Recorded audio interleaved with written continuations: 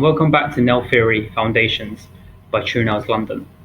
So in the previous videos we covered all of these, and the last video before this was promoting products and services.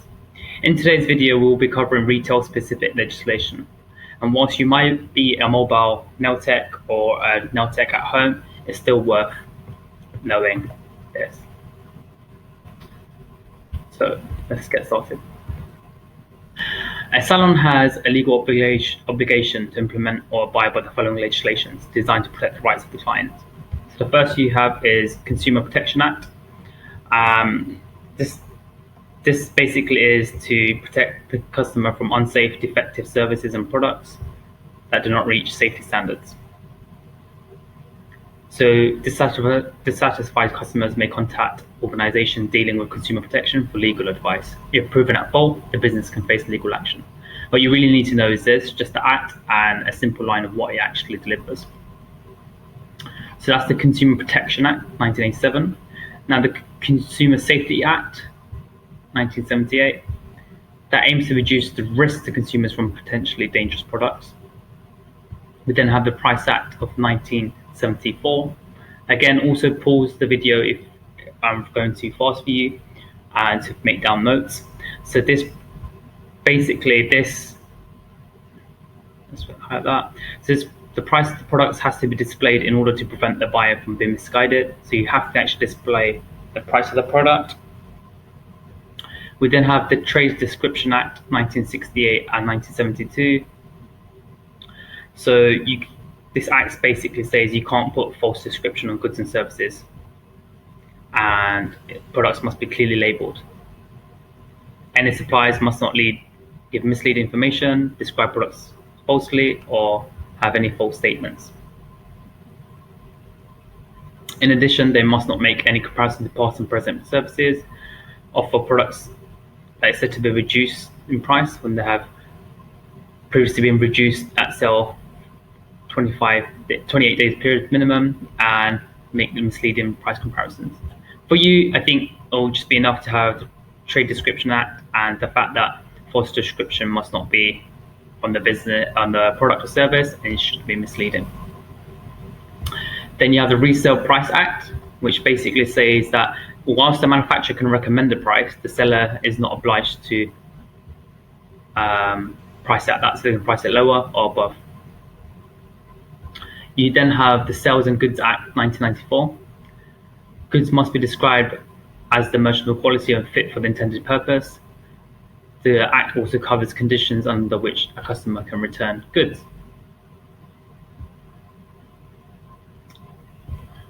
You then have the Cosmetic Products Regulations, 2004. And basically it just requires that cosmetics and toiletries are safe in their formulation and safe for intended purposes, as well as making sure that they have the correct labeling requirements. So if I was to put this in a nutshell, so one, that toiletries are safe, safe for use for intended purposes, or hide the different color, and then meet the labeling requirements. Then have the Disability Discrimination Act, 1996. You don't really need to know the dates, it's just the act. So under DDA, which is the brief for this, as a provider of goods, facilities and services, you have the duty to ensure that clients are not discriminated against on the grounds of disability.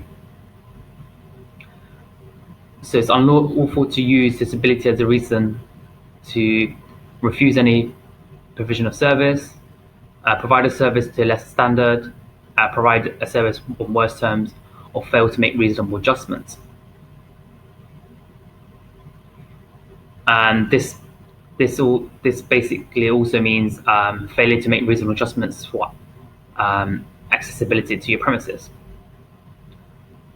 Your employer has a responsibility under DDA to ensure that you have received adequate training to prevent discrimination during practice. You then have the Equal Opportunities Policy. It is best practice for the workplace to have a written equal opportunity policy. That's what the policy states. All employees should be aware of this policy and review its effectiveness. So what it states is basically a commitment by the employer for equal opportunities, regardless of race, gender, age.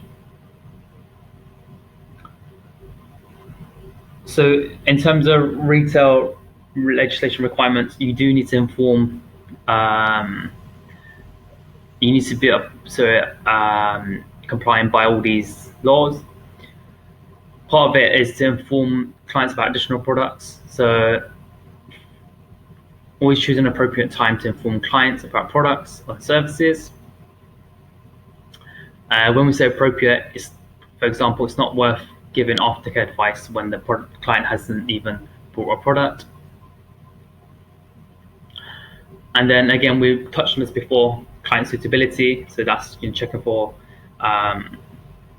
allergies and whatnot. So following the consultation, you may feel the client is unsuitable for treatment. Tactfully explain this to the client, why this is. And if it's for medical reasons, then get permission from the GP.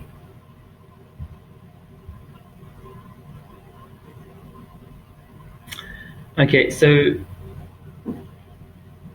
in terms of the retail arena, there's important things you need to be aware of, and it's basically verbal and non-verbal communication in the retail sphere. So you do want to build a rapport basically a relationship with your client, and you should observe the following things. So one, observe their body language. So if they're quite open, then they'll be quite relaxed and attentive. Always ensure that they have adequate attention, so you actually listen to them. In case of the service, make an appointment and provide the client with an appointment card. Record all sales on the client's record card. If the client is not interested, they will probably not agree. And if that happens, then just go back to the beginning and suggest alternatives, but avoid pressuring them. These are just general points you should be aware of. You don't really need to make notes on these, but it's good to know during in the retail area in terms of communicating with a client. Ensure that the client has sufficient information and to make a confident selection of treatment.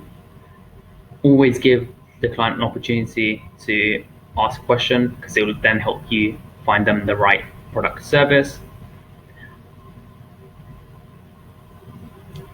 If a sale is achieved, always be positive and smile, and always ask the client if there's anything else to help with, what they need help with. So that's it for retail specific legislation, and it also touched on a bit of communicated in the retail sphere. In the next video, I hope to go over receptionist duties, and these are things that are expected by receptionists. So I hope you found that that information useful for retail specific legislation. It may come up in your exam, so it's worth learning the acts and just in one sentence what that might cover. All right, so I look forward to seeing you next time. Thank you for watching.